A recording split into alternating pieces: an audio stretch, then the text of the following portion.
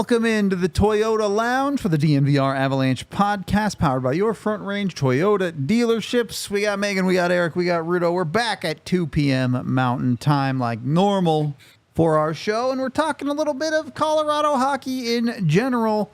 The DU Pro Camp, I don't know what exactly you'd call it, just wrapped up. They had their golf tournament today. Megan was out there talking to a couple of the fellas. We'll get to those interviews in a little bit, but I wanted to start with this because I thought this was interesting. Obviously, it's a DU alumni event that they've been doing for a little bit while, but we're starting to see in more recent years, this year Cal Ritchie was there, we're seeing not necessarily DU alumni players come to this event. Is this a mark of hockey in Colorado growing in general? Because, you know, we look around, McKinnon and Crosby have their thing they do out in Nova Scotia, or Halifax, I guess, really. There's a couple of other camps around the country where guys all get together and have their game. I think Giroux does one or something like that. But my point is, 10 years ago, they didn't really have anything like that in Colorado. The alumni get-together was literally alumni. Guys like Lyles would go to that. There wouldn't be these other players. Is that a good thing for Colorado hockey, or is that just kind of something that's evolving? I think it's a great thing, and it's a testament to the trust and the resources that the DU program has to be accommodating of caliber of players that the Avs also have. And I think that opening the door to both, you know, DU coaching at Avs Dev Camp 2 summers ago, yep. I think that this is just a healthy union that's been building within the program for a while now, too. I know that it's been important for DU to be connected with the Colorado Avalanche, and it's for the overall betterment of Colorado hockey. Just even seeing a lot more Colorado College players get invited to Avs Dev Camp. This is bigger than just DU hockey. I know that's where my lens really sees this, but I see it in other players around the country. Miles Wood goes back to Boston for a similar pro camp, and a lot of the Minnesota guys go back to Minnesota for a big college pro camp type thing. This is, out in Colorado, kind of the only thing for the players that stick around, and so this might be one of the most well-attended DU pro camps I've ever seen, because it always attracted a lot of players. Like, I remember when Kyle Quincy was still in Av, he would go to the DU pro camp.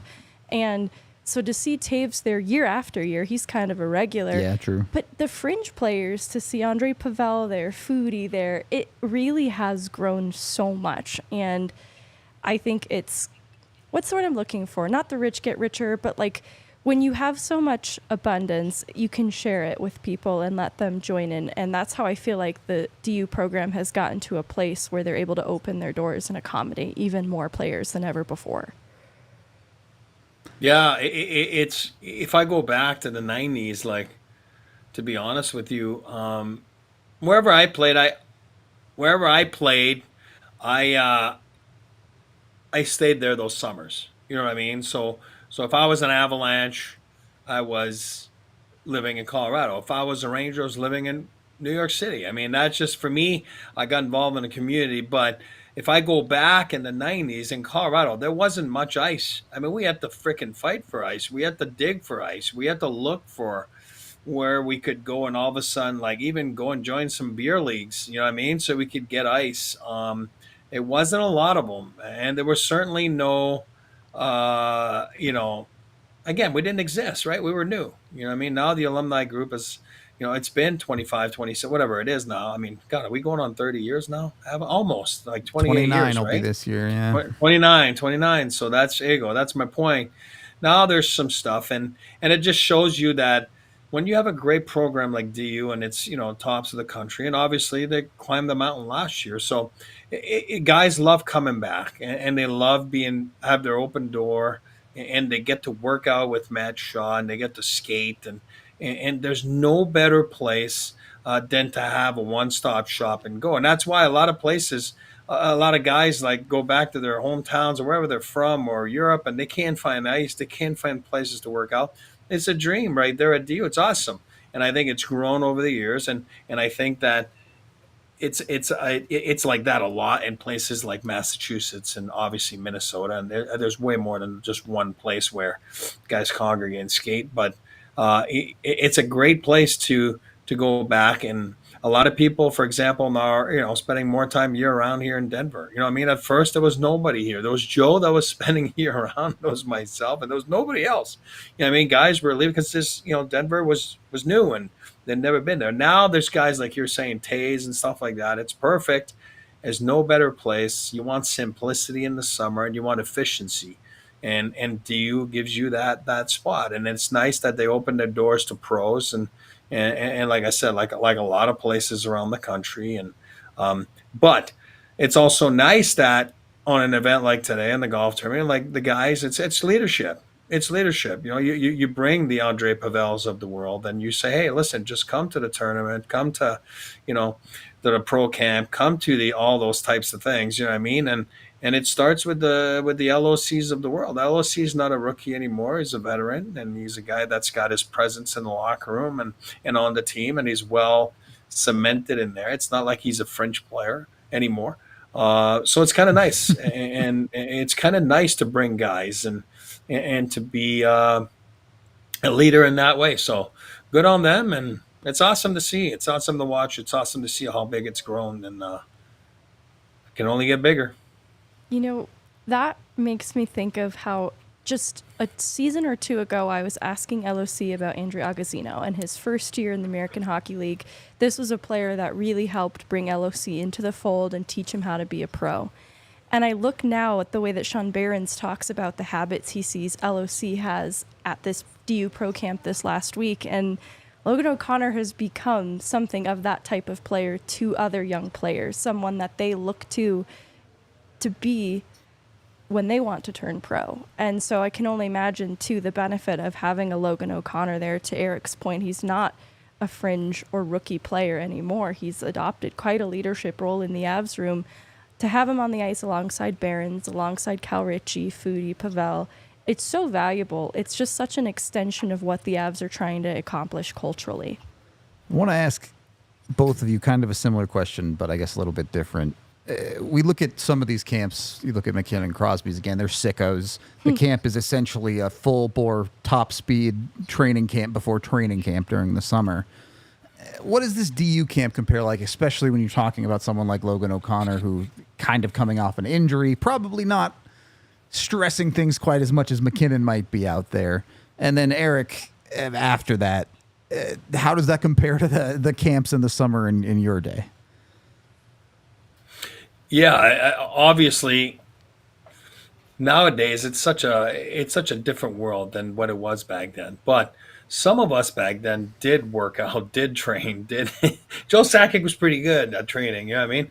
No, I'm not gonna name names, but yeah, some guys were, they used training camp to get in shape, you know what I mean? And again, that's more at the start of my career. Towards the end, it was more catching up to what it is now. What it is now, though, it's different because there's so many more tools for them to make themselves fine-tuned athletes, right? So in those camps, you'll see, like, with the DU camp, using Matt Shaw and all those guys and all the tools that they have at their proximity. It's cutting edge, right? So it's pretty awesome.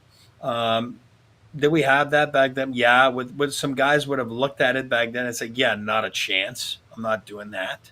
You know what I mean? Oh, I need my time off.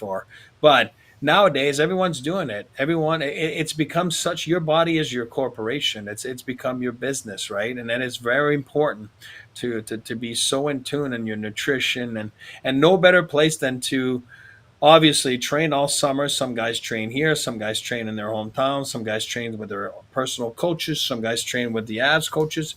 I'm talking about strength coaches, not obviously hockey coaches are not allowed to be on the ice, but per NHL rules. But it's kind of nice all of a sudden to go and do those 3, 4, 5 days, whatever it is, with some peers around the league and compare yourself. I always say that there's no bike or pushing the sled or going for summer skates or skill sessions is never the same until it's the real deal. And what I mean by the real deal is it's a real practice in training camp with body contact. And so at least over there, you get a little bit of that before you get to your training camp, which is very important. And then, I mean, the guys have been going to Vail there for a few, right? Some guys have been going to altitude, you know what I mean? Whatever it is that you can find an edge on somebody else. You know what I mean? And there's so many competitions now. You got, like you said, be in shape to get to training camp, and who's going to be the best guy in shape. And they have competitions, and they have awards for whoever reaches those milestones that are set the year before, and all that kind of stuff. So it is pretty impressive. Would I have liked it? I would have loved it. You know what I mean? So it would have, because it's so more. It's so simple. I don't know. Again, You just like to a answer. Big Mac a little bit too much, buddy. Yeah, no, I know. I still would have had. No, I didn't have Big Macs in the summer. I was like cut dry, man. I would go nuts, but then I would be strict the rest of the summer. I was nuts, and then, but like Randy's asking a question: are you back in Canada for the summer? I spent a lot of time here in Boston this summer. I've been going back and forth, but it's the same thing. Yesterday, I just went to the rink and got on the ice with the BU boys, and who's around. I look to my left and the other locker room next to it. It's the same thing as at DU, but it's Swayman, it's Marchand. Then next thing you know, you see A-Rod, former Avalanche, that goes back to his alma mater. So those guys are finding their own like niche and what suits them and what suits their summer, and what works for them. But it's kind of nice that all of a sudden you're competing a little bit out there with, you know, different players and different guys that you're going to be competing against, and then it just ups it up. And it's like when you go do a sprint on your own, it's not the same thing. If me and Rudo go sprinting next to each other, oh buddy, we're going to That'd be a reach new pay-per-view limits, right? event. Yeah. Yeah, that would be. No, but you reach new limits. You do, because you're pushing yourself. So it's kind of nice that around the league, guys are and it's nice to see the friendships too, and see some old friends and all that kind of stuff. So, and to work out together, it's kind of great. And to put it into perspective, the DU Pro Camp just wrapped last week, but Logan O'Connor's been working out at DU, skating with DU and their staff since May. Yep. Same for Troy Terry. So they come back and they're using those resources from the DU hockey staff to include who Eric has mentioned now twice, Matt Shaw. Yep. And I just want to shout out Matt Shaw because he has been a fixture in the DU hockey core for the past 3 national titles that they've won in the last decade. And he has been a huge part in getting these players' bodies right. And so a player like Sean Behrens, who has to have a procedure in this last offseason and then goes on to put up a career-high junior year just before he makes his debut to the pros, I look a lot to the work that Matt Shaw does with his players for strength and conditioning. And so seeing LOC get back to DU and start rehabilitating his injury following his procedure in the hands and care of Matt Shaw just gives me a lot of confidence for where he's going to be at going into this year. We heard from him in the interview, which we'll play in just a minute here, that, sounds like he's pretty much ready to go. So He was full send to dance at the wedding. He's been ready for a while. So on that side of it, obviously, the Avs currently have a little bit more of a direct connection with DU than they've had in a while, with now both LOC as an alum and Sean Behrens, who just signed, as someone who spent 3 years there too.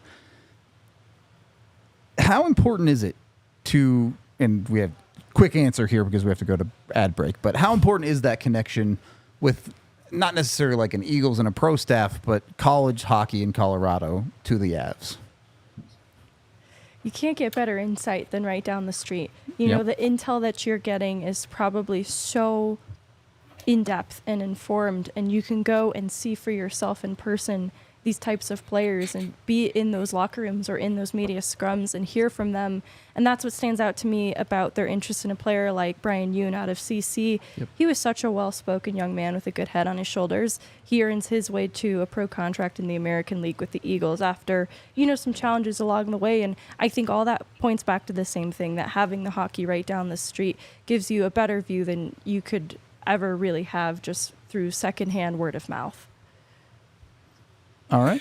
Yeah. And then quickly, I mean, just to add, there's always been the late Peter McNabb too, a former DU, and then Charlotte Graham with Ron, being part of the AD staff there. So it's been there, but not so much hockey wise. There's been Paul Stastny, obviously, that's had a lengthy career, and it's always been there. And sometimes I don't think it's like you're not shying away from it. It was more like sometimes you just that it's more.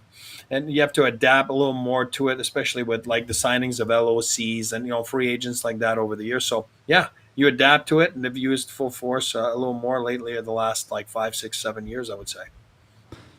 Well, a lot of rehab and recovery being talked about with LOC and Sean Behrens. So that means it's time to get with UC Health and Ready, Set, Co. You can also join Coach Prime, who is the Chief Motivation Officer of UC Health's Ready, Set, Co. Challenge. The challenge is to get Colorado back to being the healthiest state in the country, where we in Colorado rightfully belong. We've got all these beautiful trails and all sorts of outdoors activities. We've got DU training camps. We've got all of the resources you need to get yourself healthy and help Colorado be the healthiest state. Prime has all sorts of different options. He's got different personalities. You got Nutrition Prime if you want to work on that side of your health. You can do things with your diet. Of course, you can also exercise and do all of that good stuff with the Ready, Set, Co. statewide program. You can go check out more about it if you want to join the Ready, Set, Co. challenge. Click the link in the show notes or go to uchealth.org/Ready, Set, Co. today. And once you're getting yourself all healthy, make sure you have a way to get out to those trails that you want to enjoy with a Toyota, the official vehicle of DNVR. They have 17 different all-wheel drive or four-wheel drive vehicles, so they can get you anywhere you're going in Colorado. If you're going up into the mountains, maybe you're going out to the sand dunes, wherever it might be, Toyota can get you there on the road and off the road. 16 different hybrid vehicles, too, so they have the most in class of that. Go check them out. They even have hybrid trucks like the iForce Tundra, if that's your thing. They've got SUVs, they've got sedans, they've got it all when it comes to Toyota. They're the official vehicle of the Colorado Avalanche, too, not just us here at DNVR. So go take a look at a new Toyota at your Front Range Toyota stores, including AutoNation Toyota, Arapahoe and Centennial, Corwin Toyota in Boulder, Groove Toyota in Littleton, Mountain States Toyota in Denver, Stevenson Toyota East in Aurora, and Stevenson Toyota West in Lakewood. Toyota, the official vehicle of DNVR. Second period of the DNVR Avalanche podcast. We've talked about it enough. Let's just play the thing. Let's see what LOC had to say today at the golf tournament. What was the pro camp like? And then being here at another alumni golf tournament. You've been here for all 3 years. Your class is obviously very close. Just going to talk a little bit about those two things. Yeah, it's great. I think it's nice mixing in the pro camp with the alumni golf. You get all the current players coming back that are, wherever they are in the country, whatever league they're in, to come back and sort of work on your game together, try and get back in shape and push each other. And then you sort of carry it over into a fun event, the alumni golf, which brings in older alumni as well. Questions? Go ahead. A lot of Avs at Pro Camp this last week. They're drafting even more players, Dev Camp invites. What do you think works so well between both of these groups, Avs and DU? For sure. I think the big thing, obviously, is just it's so easy for them to scout these players here, and the familiarity with the program and what DC's done here, that they know they sort of trust him and the job he's been doing with producing great teams and players. And I just think the culture is very similar. I like to think DC as an NHL caliber coach. So when you're an NHL team and you get that type of experience into the college level, it definitely makes the transition easier for players, and you can sort of trust the process more in what they're doing as well. So you missed. This was the best way I'm trying to phrase it. This is the lowest amount of games you played in a season because of the injury with your hip and everything. How are you going to battle back from the injury this year? I think just a big summer was the biggest thing. I started skating pretty early relative to other years. I was skating mid-June, so gave me lots of runway before this season to sort of ramp it up and be feeling good come camp. Had the pro camp last week, which is a good mini training camp opportunity for the week to just sort of ramp things up and stay on a good pace for that. So definitely just big summer for off-season training and skating, and set myself up well going into the training camp and for this year. You had the unique perspective of watching the Avs in the playoffs from an outside view. What was your assessment of their run and kind of what you're looking forward to with this group next year? Yeah, definitely proud of the team. Ran into a good team in Dallas. I think that series could have gone either way, and ultimately it came down to the details within the game plan. And I think they're maybe just a little sharper than us at times, a little more bonding at times. And but I'm still proud of our group. I think we put up a great fight, and there's a lot of good things to take away from it. But every year is a learning experience. I think you learn a lot from your failures. So going into next year, we got to build off that and obviously try and make a deeper run. The Roaring 20s line clicked right off the beginning of the year. Is your expectation, at least with yourself, is to be matched up with Miles and Colton again this year? I would definitely like to if that's the case. I think with all of us, we're comfortable playing with whoever, though. Obviously, the start of the year, a lot of things can change, and guys can be in and out or coming back from injuries from last year or whatnot. So I think we're comfortable with that. I think Bedsy knows he has that line to go to if need be, and if that's at the start of the season, great. If it's 10, 20 games in, so be it. I think just see where things shake up and go from there. But definitely enjoy playing with them for sure.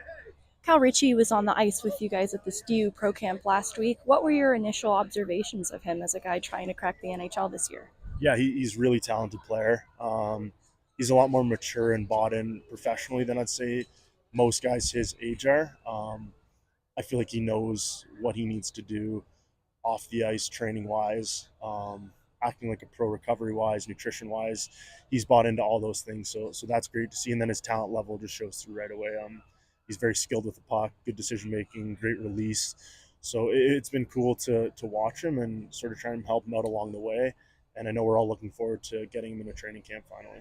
A couple more. What has been your reaction to the latest news around Landeskog making a return, hopefully near the start of this season? It's awesome. I mean, anytime you get good news in regard to your captain after this long, it's great. And we've been with him along the whole way and try not to ask him too much, but aware of what's going on for sure. And I mean, he's put in a lot of work.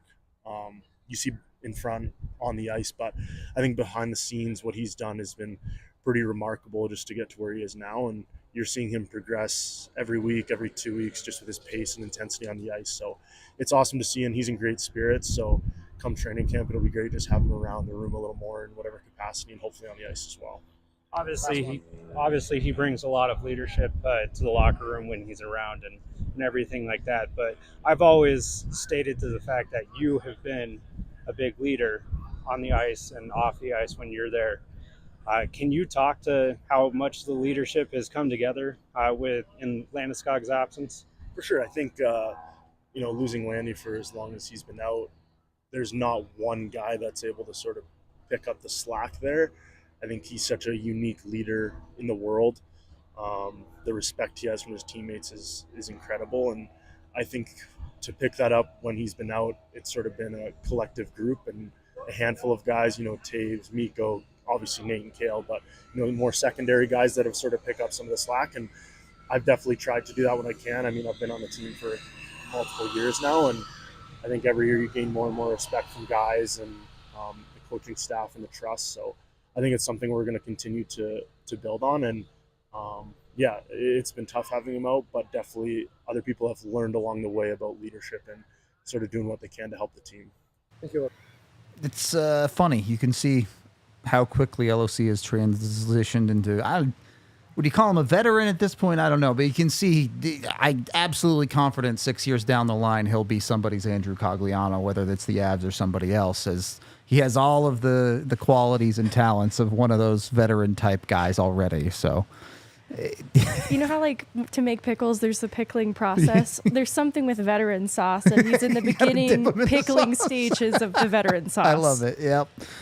He seems to be pickling pretty quickly, He's though. pickling. Dunk him in vinegar. Yeah, boy, I'm reading Gilbert's comment there, and it's right. You're right. You grow fast, and it's hard because when you get there, I don't care what people say.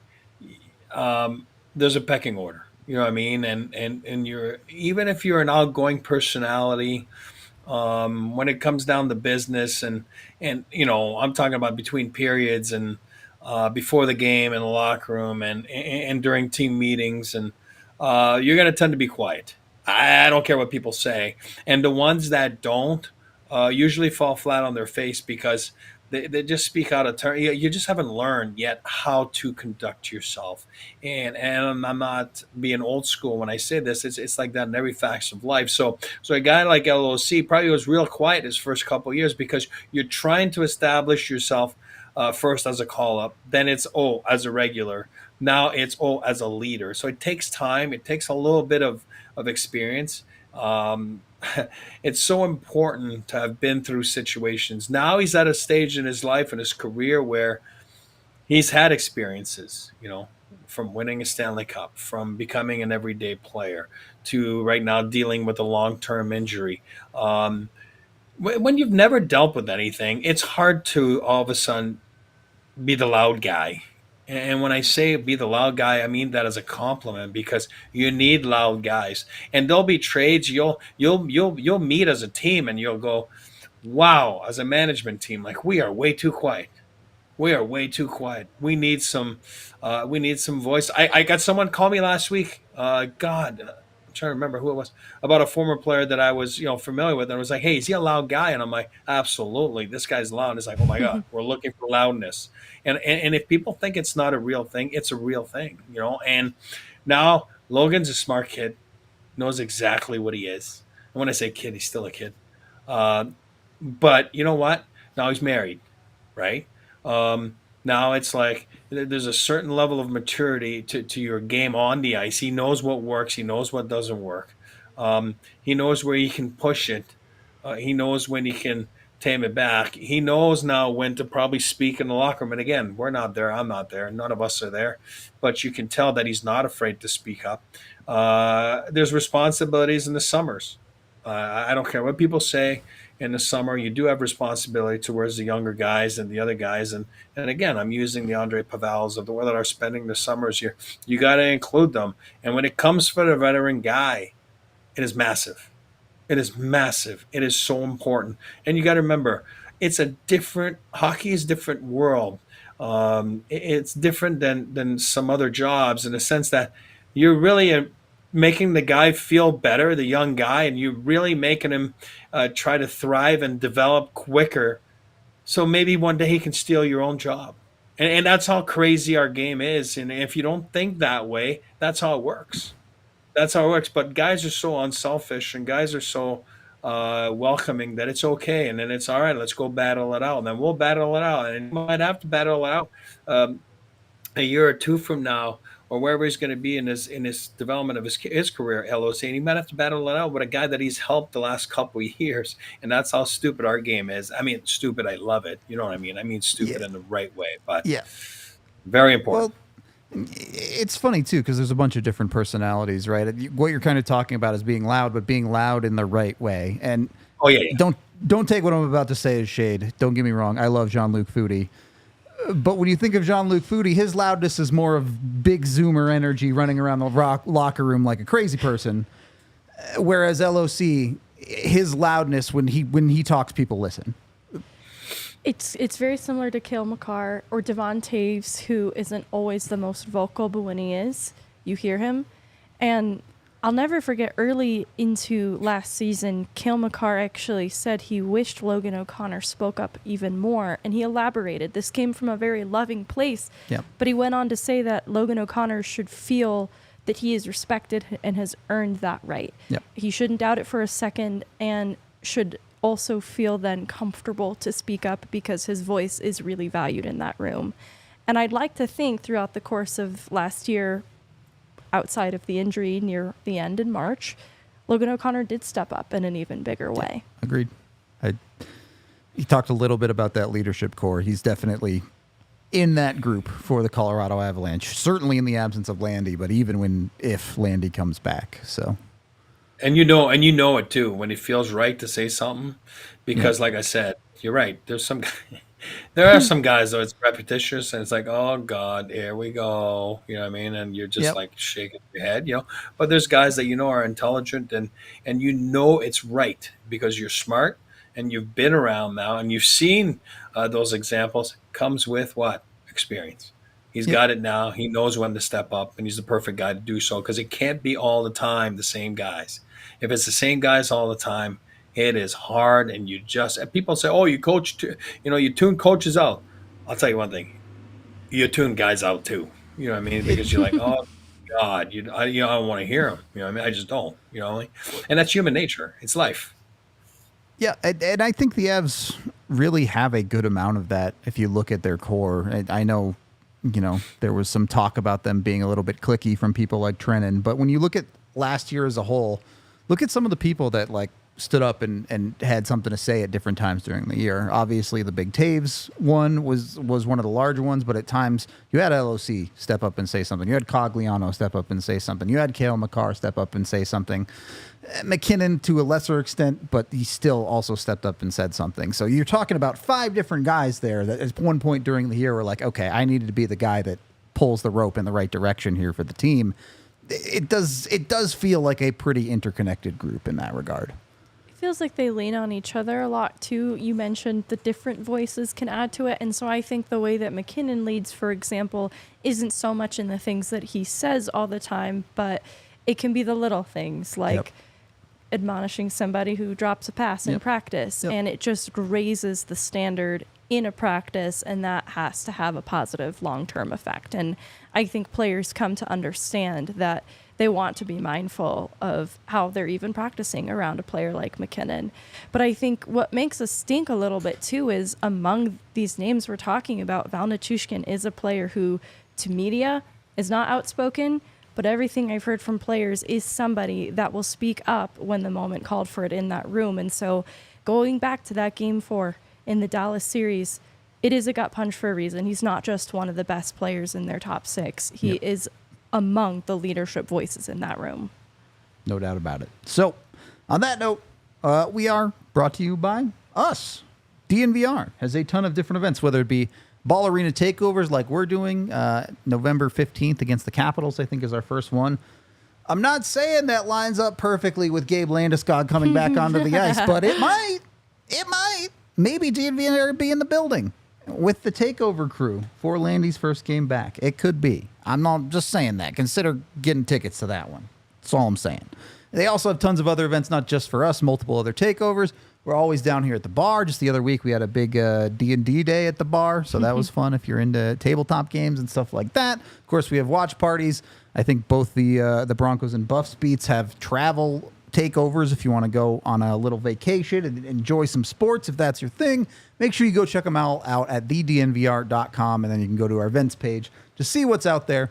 Come sign up. Come watch a hockey game with us. I know me and Eric will certainly be at the takeover games, and then Eric has some plans in the works. You might be sitting with some pretty cool people at the takeovers, so we'll see with that. And of course, after supporting us, make sure you also support our sponsors like Bet365. If you're going down to one of the Avs games, you can throw some bets down on the games to have a little bit more fun with it. When you sign up with Bet365 with the DNVR365 code, you bet $5 on anything, you get $150 in bonus bets. You jump on that, it's just free money to play with. Maybe you lose it all. Who cares? It was free money. Maybe you win something, and now it's free money in your pocket. Either way, jump on it with Bet365. Bet on whatever you fancy. It doesn't have to be hockey. It can be any sport under the sun. Maybe you think Bo Nix is the truth and going to throw a bunch of touchdowns this year. I don't know. I don't know anything about football. Go bet on that. Do it with Bet365. And when you do gamble, of course, you must be 21 or older, physically located in Colorado. And if you or someone you know has a gambling problem, call or text 1-800-GAMBLER today. Third period of the DNVR Avalanche podcast. We've talked a lot about LOC on this show, but we do have another interview from today, thanks to Megan, with Sean Behrens. So let's hear what it is on maybe the more prospecty side of a training camp like this. Can't feel different for you this year than previous years, knowing that you are now a pro and your mindset going into the season's a little different? Yeah, a little bit. I don't think it's that much different. We were trying to get something else out of it, or anything like that. But I think just being able to work out and skate with guys like OC and Taves and Gerard, it's pretty cool. And it's special to be able to see what those guys are like in the summer and how hard they work throughout the summer to get ready for the year. Being on the ice with players like Taves and Gerard, what were your impressions skating along NHL players? Were there any observations about things you'd like to incorporate in your game? Yeah, I think it's just how important like little stick details are, and how far the little things go at the next level. I just think how detailed they are. It's different than skating with college guys or different pros. I think those three guys have really good details.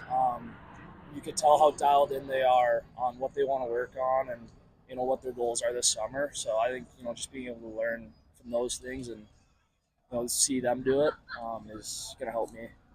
And speaking of goals for the summer, have you done anything differently this offseason to prepare for the next year? No, not really. It's been a lot of the same. I think, even though it's a new challenge and it's a different opportunity, I think what I've done the last couple of summers to get ready for the season with Matt Shaw and at DU's helped me a lot. And I think that, helped me start off the season really well. So I think, just kind of it's been the same summer and it's just a different challenge coming up for the season. Now, with the benefit of hindsight, why was it important for you to stay for your junior year? Yeah, I thought it was huge. I think after my sophomore year, I wasn't really content with where my college career was at. So I thought that was a huge part of, why I wanted to come back. But I think, also you look at it from a maturity standpoint. I think this year I took a lot of steps, maturing and becoming like a more rounded person off the ice with nutrition and habits and stuff like that. And I thought without this year, I would have been a step behind at the next level in that area. You were with the Eagles for a couple months last year, and what was the biggest takeaway you took from the jump from the national championship? I mean, we're talking, it was a whirlwind. We even talked about that last year. Signing your contract and then just jumping right into it and then going, essentially it was like right into playoffs again. What was the biggest takeaway that you had from last year? I think it's just kind of being ready. You don't know what kind of opportunity you're going to have. I was kind of in and out at the end of the year, had a couple things lingering going on. But just being ready for your opportunity, and when you get a chance to play, and whether it's playing power play, penalty kill, it's being ready for that chance and being as prepared as you can for when you get that chance to make the most out of it. Have you talked to Coach Sneaks about like what kind of role you're going to end up playing this year? Not really. I think my mindset's to go in there and do whatever they need me to. I think, staying 3 years at DU, it really rounded out my game and allowed me to have confidence defensively, moving pucks in all three zones. So I think it's whatever it takes on any given night to win and whatever role I need to play for that team to win. With the rookie tournament coming up in a couple weeks, what are you looking to accomplish there? Yeah, I think, for me, it's being around a lot of high-end prospects in the AV system, getting to know guys, being a leader there because I've been in the system for so long now. But I think also just, being able to go out and compete. I'm excited. It feels like forever since I played a game, so I'm really excited to just go out and compete and have fun, play hockey again. How do you want to separate in that environment? Yeah, I think you don't do anything special. I think you just got to be yourself, play your game. It's a little bit more still summer hockey than the regular season or AHL exhibition game would be. But I think it's just going out and playing your game as best you can, not trying to reinvent the wheel or do anything different. What are your goals for this year? Yeah, I want to put myself, in conversation to get called up to the Avs and play NHL games. I think I can have a really good start to the year with the Eagles, and hopefully put myself in that kind of talk, and hopefully I get an opportunity to play an NHL game. Pretty realistic take from Sean Behrens there. He didn't even try and say, maybe I'll do something out of camp. He's like, no, I want to start with the Eagles. Okay, I wanted to say that too, but I think it is a good thing that it is a realistic expectation still with NHL ambition. For sure. I know you've been through a lot of that back in the day. It's what is the mindset like for someone like that who realistically knows they're not probably quite ready for the NHL, but they're trying to take that step? Yeah, again, I always say the hardest thing to do is to not analyze, right? And it is hard. Everybody's a human being. Everybody has real feelings. Everybody's got, human nature thoughts, where if you're Sean Behrens and you look at the last month or so and then Avs sign, whatever. Schilly, Avs sign Brandstrom, Avs sign, you're like, oh crap. You know what I mean? And it's like, you know what I mean? And I think we always say don't count. I mean, that's what I say to people. Don't count. Don't analyze. but I think you're only human. You know what I mean? Then you're like, oh God, that's 8 guys, whatever it is, on one way deal, besides Sam or whatever. But it's like, okay. Now, with that said, but what I will say is, and again, he's only saying that, uh, being nice, right? He doesn't want to sound like that cocky guy, but Sure. internally he wants to go in there, and you got to make them make decisions. I say it all the time. I said it last year at rookie camp. You're going to hear me say it all month here. Put your head down, bury it, and then just go freaking work. And wherever you end up is wherever you end up. That's where you need to be. Uh, with that said, this is a kid that lasted 3 years at DU. Probably was the right decision for him. Everybody's different. Everybody is in a different boat. Everybody has a different fit. Macklin Celebrini lights the league on fire last year. NCAA is a 17-year-old kid. Gets first overall. Like, could he have gone back to college hockey? Yeah, absolutely. You know what I mean? But he felt for himself the right fit was to go to San Jose. Cale Makar decided to go back for a second year. Behrens went back for 3 years. I can give you a little side note story there. Like, when I was in college, and again, I wasn't a high profile guy, but after my freshman year, Toronto wanted to sign me. And then, my old man at the time was my agent. He was an agent. And he's like, oh, yeah, no, great. Like, you're a 7th-round pick. And, you know, just go back for a second year. Go back for a second year, and then there's no need to rush, because if you don't make the team, I wasn't going to make the team, but if you don't make the team, where do you go? You're too young. You can't go in the American League. So I had to sign a deal with a Q team and all that kind of stuff. It became a little more complicated. But at the end of the day, I was like, oh yeah, I want to go. And then it's like, he's like, no, you're not going. First of all, you're not ready. You won't make the team. So just stick around. And long story short is, okay, I'll wait one more year, and then we'll take it 1 year at a time, and we'll see where I'm at. Well, I end up going back the next year. I don't want to be there. Therefore, I'm developing bad habits. And next thing you know, what happens? GM gets fired. The whole front office gets fired. A new front office gets in, and I'm like, I'm ready to go. After my sophomore year, I'm like, I'm ready to go. And they're like, no, you're good. You could stay in college. And then you see what I'm saying? So it can go both ways, right? Yeah. And I'm like, oh my God, I'm starting to develop bad habits. Not because I was in a bad program, just because for my fit, myself, I needed to get out. That's probably the best decision I ever made when it comes down to my career. Looking back at it, I wish I stayed back. I wish I was a college graduate, all that kind of stuff. But for me to be a pro player, I needed to get out just because of the situation I put myself in. Now, when I got out, it was totally different. It was more not the same money that was offered the year before. It was not the same thing. Now I'm begging to get out. You know what I mean? Where they had me now, by my neck, and then they were just running. It ended up working out, but things can change on both sides. You know what I mean? So Sean Behrens going back, he fixes his game. He's more suited for the pro game. They win the national championships. You'll learn how to win. That helps in pro hockey. And now you go in there, you want to make the team. That's the only attitude you got to have, is to go in there and make the team. If they send you down, they send you down. You got to remember, I went his end of the year there. Forget about winning the national championships. That was great. I'm talking about pro-wise, joining the team for a few games or whatever it was for a little while. It's unbelievable. I did that. It was unreal for me. It makes you know more people. It makes you know more staff members. It makes you know a little bit what it's like. And then what I did is, my dad being an agent, I was all ready for my first training camp, because you got to remember, college kids can't go, right? This is going to be Sean Behrens' first training camp. Oh, I'm ready to go. I know everything. I've learned everything. My dad's an agent. I've listened to all my dad's clients for 10, 15 years. And guess what happened when I showed up my first day? Even though I had some good, experience in the playoffs in the American League, I absolutely froze. I showed up there, and I absolutely was dog poo-poo. I couldn't freaking move. It was just everybody's different. And I just stunk, and I was awful.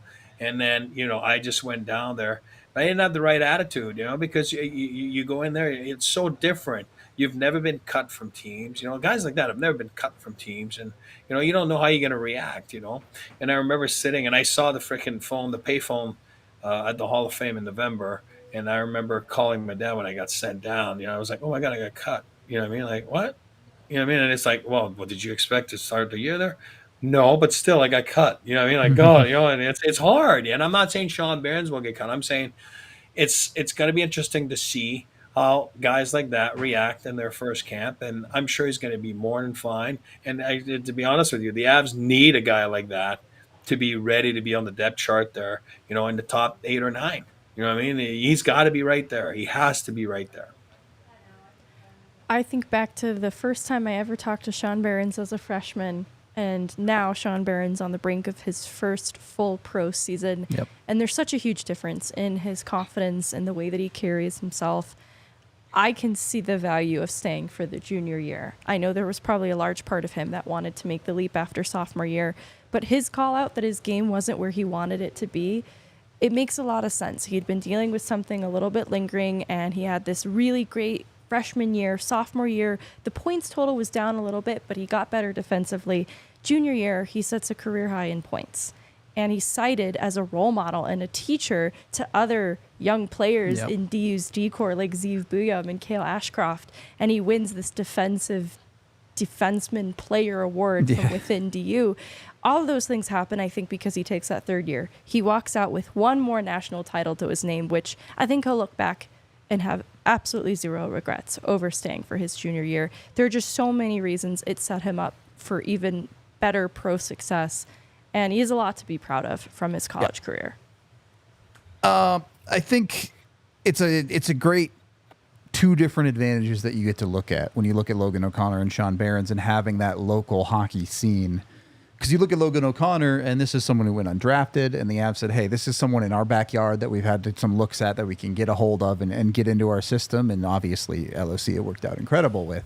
But then you look at the other side of it with Sean Behrens, it's someone with some high pedigree, someone the Avs drafted highly out of DU. Because he happened to go to DU, they can say, hey, you're just down the road. We don't feel like we need to rush you and maybe get you into the pro scene a little bit faster. If you want to take that junior year at DU, great. We'll, obviously every team is in conversation with their prospects, but it's a lot easier for the Avs to go 15 minutes south instead of 3 hours across the country to go talk to their prospect and say, hey, we want this, we want you to work on that, whatever it might be. It's just such a advantage for locations that have the opportunity to do things like this, especially with a program like DU, which is obviously one of the best in the country, multiple national championships in recent years. It's just so big for the Avs to have something like that locally. It is, and if you talk to any development guy, well, I mean, last year, Reinprecht, Rhino, it's like, oh, you're local. He's local. He doesn't have to get on a plane, can just go and deal with it. Even go grab lunch. You're talking about 5 minutes down the road, interacting with guys like that. And it is important. It is important. And that's why I said every situation is different. Every guy's in a different – I was in a different situation in 1990 than another guy that was in a different boat than I was. And same thing for Sean Behrens. And you got to look and see and have a great talk with your team that's drafted you, you know what I mean, or your representation. I don't want to say the word agent, right? But that's the dumbest thing in the world, by the way. They don't have agents; they have representatives. Whatever. They can't legally have an agent. Yeah. Great, but it's whatever. Well, let's pass on that one. And then you have a good talk and you decide what's best for you and what's best for your development. Because ultimately, when a team drafts you, it's for the future, right? It's usually not, that first year. Obviously, McKinnon, McCarr, Macklin, Celebrate. It's all. I mean, you're talking about those top 10 overall guys. It's a little different. But everybody else, it's a long-term development, and you have to factor in where you're at. You have to factor in who you're playing against. You have to factor in what role you have on that team. So Sean Behrens going back, it wasn't a wasted year. And as I'm talking right now, I just realized that, and it's not embarrassing, but it's a little bitter moment here for me to show what I'm going to show you. But, it ended up being the right thing for him because, I mean, as I'm drinking, I just happen to be drinking. I don't know if you can see my cup right here. Put it in front of your face and we can see it. Turn it a little Yeah, now more. you're looking at it. I can't read it, but I can see the image. Is it Frozen 4? St. Paul, Minnesota, Frozen 4. There And you go. you know what? Oh.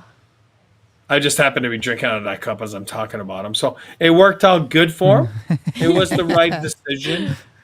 And that's okay. I'll be a nice loser. I mean, not that I lost, but I'm just saying. Good on DU, good on Sean Behrens. It was the right decision. Now you have good memories.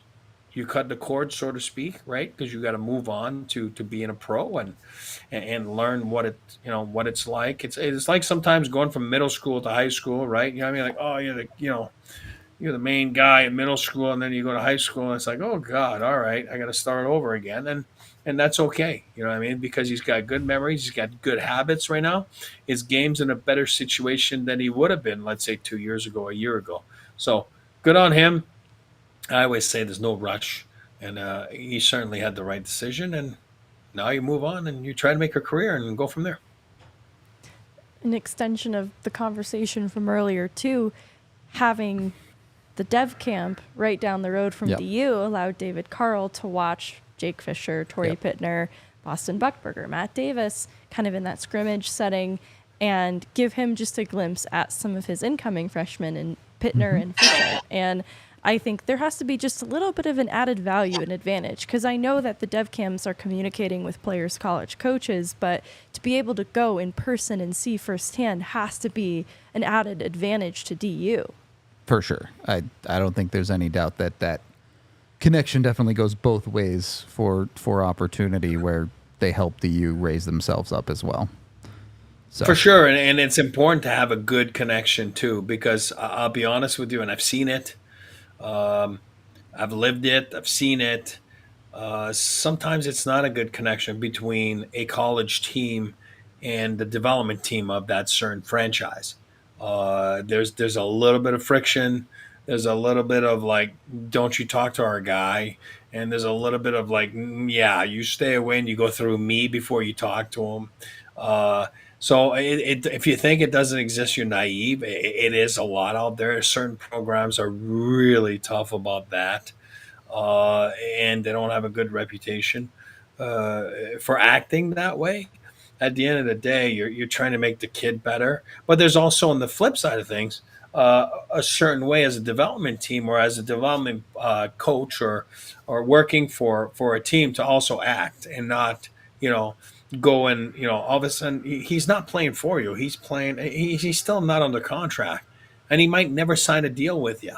You know what I mean? So you got to be careful. You got to be respectful of the rules that are set, and respectful of the environment that they're in. You can't just go in there, but you don't want it to be controversial. You don't want it to be. And DU seems to be awesome right now with the Avs and other players around the country, because I've only heard great things. But also, you even see some guys being invited on the ice too. You know what I mean? Oh yeah, jump on the ice with us. Where you see it sometimes, it's like, please do not come to this freaking first floor of the rink. We will ban you. You know what I mean? And again, so it's got to be a little bit of communication, a little happy medium. And it sounds like they have it right now, which is nice. And again, there's a reason why you win, right? You win because you act the right way, and you win because you have a good reputation. You win because you have a good culture, and then you have good people in place, and you work hard to get to there. You don't win by luck. Of course, there's luck, I'm saying, but you don't win for, there's a reason why you win. That's what I'm trying to say. Yeah, for sure. We do only have a couple minutes left here, but I did want to transition this conversation just a little bit. You have the Colorado Avalanche, obviously. You now have the Colorado Eagles. It's been a little while. They're pretty much fully integrated into that stack or silo or whatever you want to call it of hockey development in Colorado. You go beyond that, you have DU, you have CC to a lesser extent, certainly DU, the primary hockey school in Colorado now. And Air Force. Air Force, yeah. They've 3-2-1 schools. been good, yeah. Honestly, maybe better than CC lately. But so you have the college level. And then this is where I think things get a little bit interesting, because you do have the grit. Eric, you're very in tune with them, obviously, playing in the NAHL level. But maybe there's opportunity for more here. Can you get a USHL team into Colorado? Or maybe it's a another pro team like an ECHL team or a PWHL team. How much more opportunity, how many more teams is realistic for Colorado to have? Well, we all know that, first of all, they would get the fan base because it is a great hockey community that we have here in that I-25 corridor, right, that I call. But you're right. I mean, could you have more? Absolutely. Could you have a USHL team? Absolutely. Could you have, like you said, a PWHL team? I think the only problem you're running into with the Denver market compared to where, if you're using, for example, the USHL, and it's geography, you know what I mean? And that's where it becomes. Nebraska's got 3 teams. We can get a USHL team. Yeah, no, you're right. USHL's fine, but I'm saying PWHL, travel would be tough right now, for sure. ECHL and stuff, you know what I mean? Even the American League, you got to get on a plane, you know what I mean, to get to California and all those places. So it becomes costly. That's why a lot of times those board of governors are not in favor of adding a team, let's say, in the Colorado region. But again, we're biased. We love living here. We love being here. I mean, it's been, but then again, yeah, it's just that sometimes it's more, like I said, geography but you're right about like USHL and stuff like that. But it's, you got to have and it's been knocking on the door for years. I can tell you that. I mean, I've had conversations with people. So the only way you're going to get teams out here is by putting teams out here. That's all I'm saying. So that's there right. were the You're rumors in Colorado Springs with another American League team. I think it's really easy to imagine more teams coming to Colorado, and I'm highly in favor of a PWHL team coming here. Yeah, let's go. Let's get us one. Get us an NWSL team also while we're at it. I know no one cares about soccer, but it's fine. But Colorado is a women's soccer haven, so I think we should embrace that. Right? We should have a team. Nebraska mentioned, hey, we love Nebraska. My wife's from Nebraska. Yeah. Nebraska. You're from a lot of places. I am, but that's fair. Where in Nebraska is your wife from? She's from Seward. I don't know if you know where that is. Do you know in proximity to Omaha where that is? I think it's outside of Lincoln. I could be wrong. Okay, on no, this. I've been in Lincoln too. Okay. She probably will yell at me when I get home that that's not at all where Seward is, but that's okay.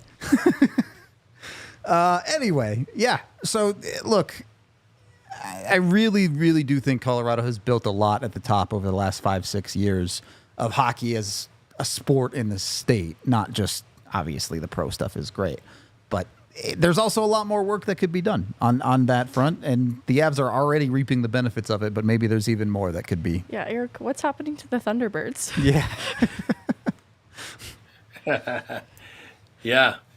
I mean, there's so many youth hockey teams now. You got OHC, you got Thunderbirds, you got Rough Riders, you got all that kind of stuff. So it's, yeah.